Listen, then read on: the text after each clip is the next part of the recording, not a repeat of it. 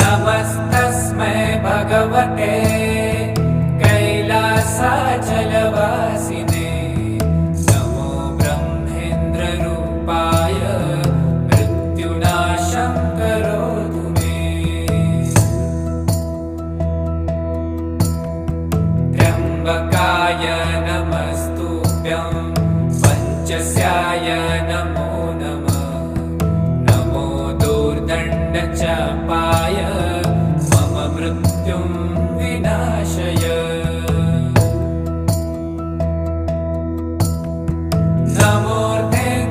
नमोऽर्धेन्दुस्वरूपाय